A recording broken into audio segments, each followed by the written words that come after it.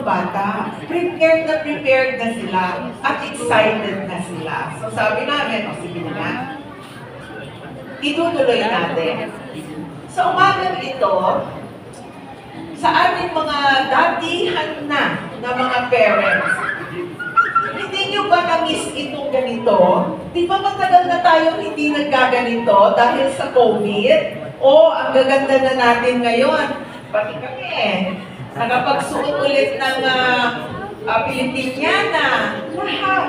Lahat, pati rin po kami ay excited. Pati po ang mga teachers, sila po ang gumayak sa ating stage. At iba-iba po yan. Pag grade school, iba. Pag preschool, iba. At sa high school, iba naman. Kasi pag sa high school, hindi na ganito. Balagtasan na. Iba naman ang kanilang gagawin. Mahahaba na bibigkasin. Kaya hirap na hirap din kami magpabigkas. Kung ano-ano mga hindi naman talagang tonong Pilipino itong pagbibigkas eh. Ang pagdiriwang ng pambansang buwan ng wika. Hala, isang sentence lang yun. Hirap na sila magbigkas. Na-experience nyo rin yun.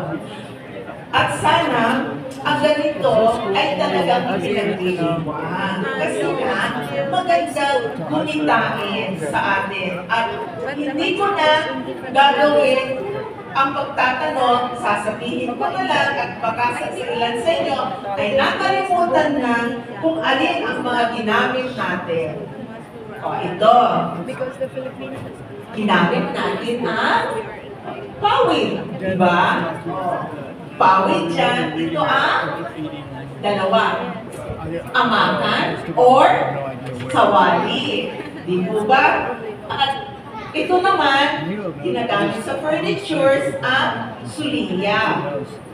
Ito siguro, nagpo-birthday pa kayo. Alam niyo pa ito. Siyempre, ang banderitas. Di ba? At ito rin. Ito rin ang ating sapahiyas. Okay, sige, last na. Tatanungin ko na nga, anong tawag ito? Ayun, keeping. Correct. Ito po ay pinipirito.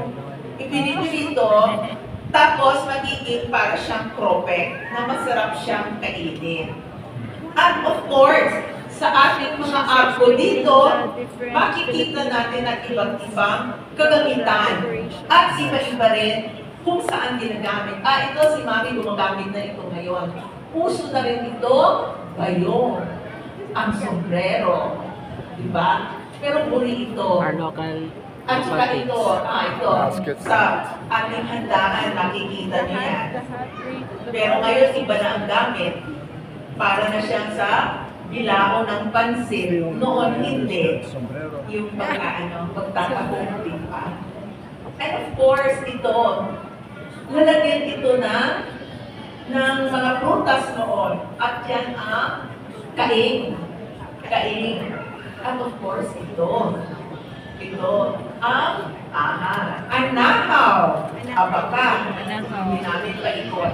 So lahat po ito ay may kahulugan.